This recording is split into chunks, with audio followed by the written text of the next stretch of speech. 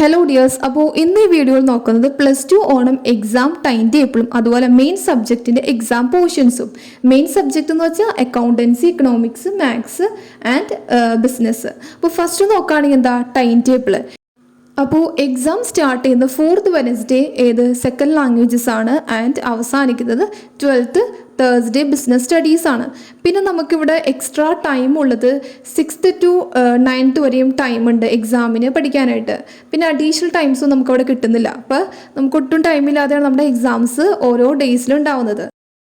അപ്പോൾ +2 ഓണം എക്സാം പോർഷൻസിൽ ഫസ്റ്റ് നോക്കുകയാണെങ്കിൽ അക്കൗണ്ടൻസിൽ chapter 2 basic concept of partnerships, അതായത് പാർട്ട്ണർഷിപ്പിൻ്റെ ബേസിക് കൺസെപ്റ്റുകൾ ചോദിക്കും. അതായത് ആ ചാപ്റ്റർ ഫുള്ളുണ്ട്.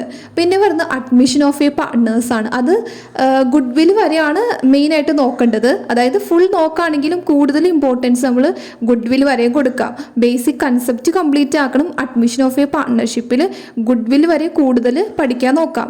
ദെൻ നെക്സ്റ്റ് സബ്ജക്റ്റ് എന്ന് പറയുന്നത് മാത്തമാറ്റിക്സ് ആണ്.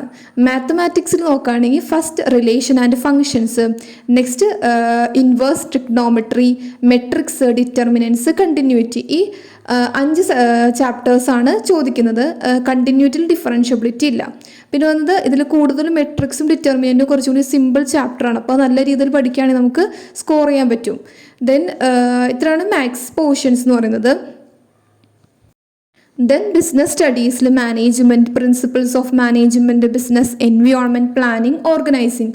ഈ 5 ചാപ്റ്ററാണ് എക്സാം പോർഷൻസ്. അപ്പോൾ കൂടുതലും ഇമ്പോർട്ടൻസ് കൊടുക്കണം നമ്മുടെ പ്രിൻസിപ്പിൾസ് ഓഫ് മാനേജ്മെൻറ്റ്, പ്ലാനിങ്, ഇതൊക്കെ ഇമ്പോർട്ടൻറ്റ് ചാപ്റ്ററാണ്.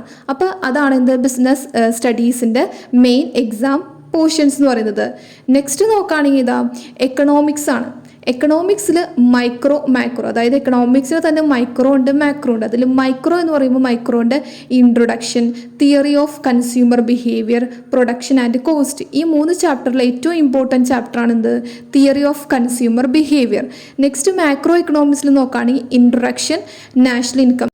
ഇത് രണ്ടും വളരെ ഇമ്പോർട്ടൻ്റ് ആണ്. അപ്പോൾ ഇത്രയാണ് മെയിൻ സബ്ജക്റ്റിൻ്റെ എക്സാം പോർഷൻസ്.